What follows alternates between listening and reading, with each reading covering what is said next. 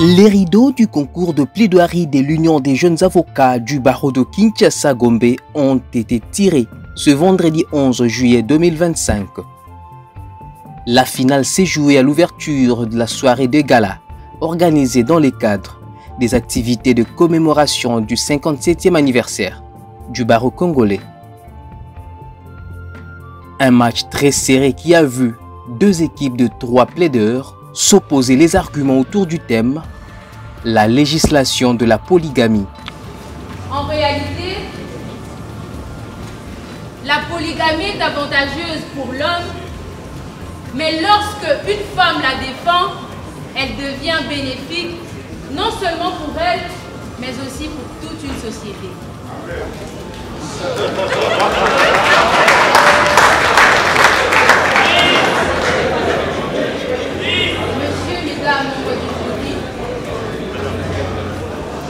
Monsieur le bâtonnier, Madame la bâtonnière et présidente de la CIB, mes honorés estimés confrères,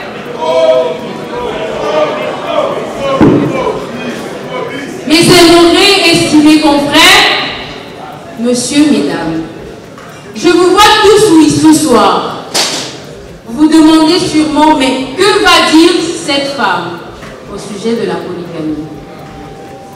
Et je vous réponds en disant ceci. Je suis Ketia Ajebo, avocat au barreau de Kinshasa-Gombe. Et sous cette robe, je n'ai pas de sexe. Je défends une cause, celle de Monsieur Lolango Motema. La légalisation de la polygamie en République démocratique du Congo n'est pas une question anodine. Elle est plutôt grave. Elle transcende les paradigmes et mythes culturels. Interpelle notre éthique de moralité. Notre responsabilité envers les générations futures.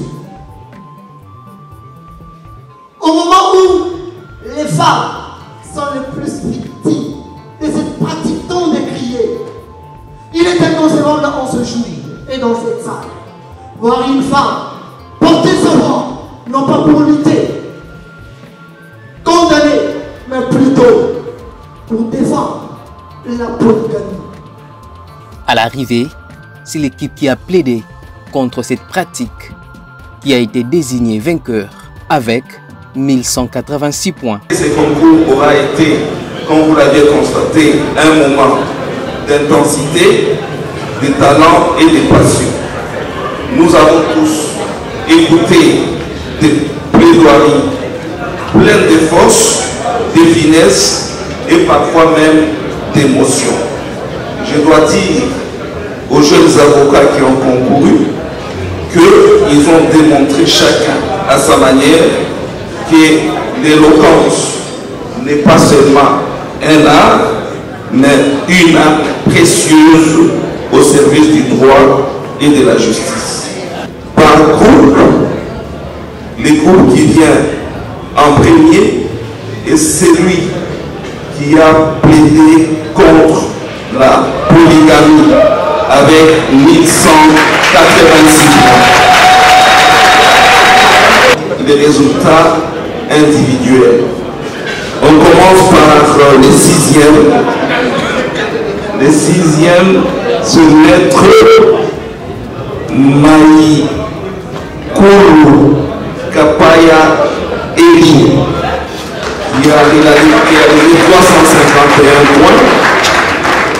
Le 5e, maître Marissi Mbongo Christian, avec 378 points. Le 4e, maître Dikete Lobongo Raphaël, avec 385 points. Le 3e, maître Iboula Mandata Marc-Anto, avec 395 points.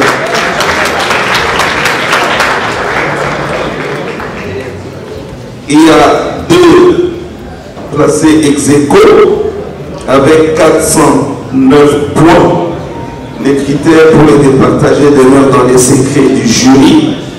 Il s'agit de Maître Mukendi Kalala Jean-Pierre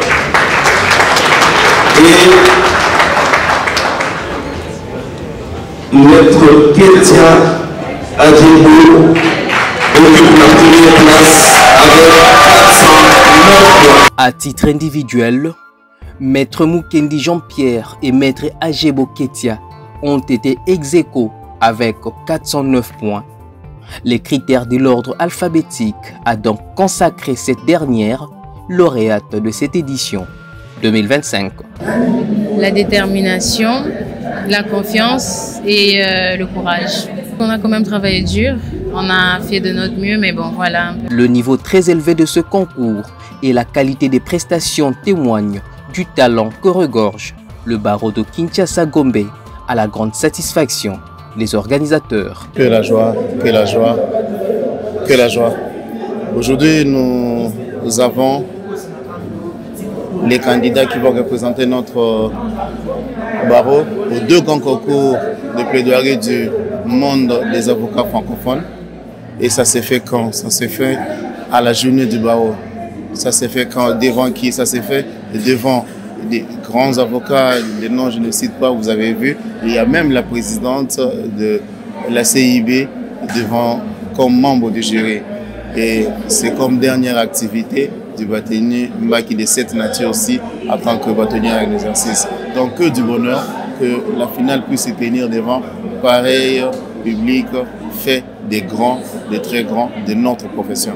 On était obligé de travailler, traiter nos dossiers, nous occuper de nos clients, mais surtout nous occuper de notre association, nous occuper de ces concours qui devaient se tenir coûte que coûte durant cette année et surtout la finale durant la JDB, la journée du barreau. Et c'était dur, c'était difficile. Quand on y arrive, on ne voit plus les difficultés passer. C'est la joie juste de cette belle finale en présence de tant de grands avocats et ça, c'est un vrai plaisir. Gardons une pensée pieuse pour nos frères, nos confrères à l'est du pays qui souffrent. Et souvent, ceux qui souffrent les pires atrocités sont nos confrères. Parce que quand vous combattez pour la liberté, quand vous vous occupez pour des personnes qui vont en prison et on les libère, c'est sûr que vous êtes les premières victimes de ces voyous armés. Mais aujourd'hui, à travers cette paix que nous avons seulement à partir de l'Ouest, nous pensons à tous ceux qui sont déjà partis à l'occasion de cette guerre et tous ceux qui résistent dans leur résilience. Nous sommes ensemble malgré la distance. Et pour tous les autres jeunes, un seul message, ne pas lâcher, ne pas se fatiguer. Tout le monde ne pouvait pas gagner ces prix. Ils étaient par trentaine, descendus par vingtaine, dizaines aujourd'hui. Il n'y a que trois gagnants. Et donc, numéro 1, numéro 2, numéro 3. L'année prochaine, le concours reviendra et ceux qui n'ont pas gagné cette année-ci pourront gagner cette année-là. Et les cadeaux viendront en quantité parce que l'engouement au cours de ces concours et de cette organisation montre que les avocats attendaient le retour de ces concours. Maintenant qu'il est de retour, nous allons l'installer durablement. Et chaque année, il y aura ce concours. Pour encourager la jeunesse à se donner à fond dans la profession, certains aînés les ont encouragés avec quelques cadeaux. Il s'agit notamment du cabinet Kapouya, les avocats planétaires ou encore Maître Revo Moulamba et tant d'autres. Merci surtout pour leur gratitude envers ma petite personne et j'espère faire bon usage de tout ce qu'ils m'ont donné. Notons que les 3 premiers classés représenteront la République démocratique du Congo à 2 concours qu'organisera l'année en cours la Conférence internationale des barreaux des traditions communes, à savoir le concours Montferrier d'Orval du nom de l'ancien bâtonnier de l'ordre de Port-au-Prince, assassiné en 2020, et le prix CIB bâtonnier Stasi.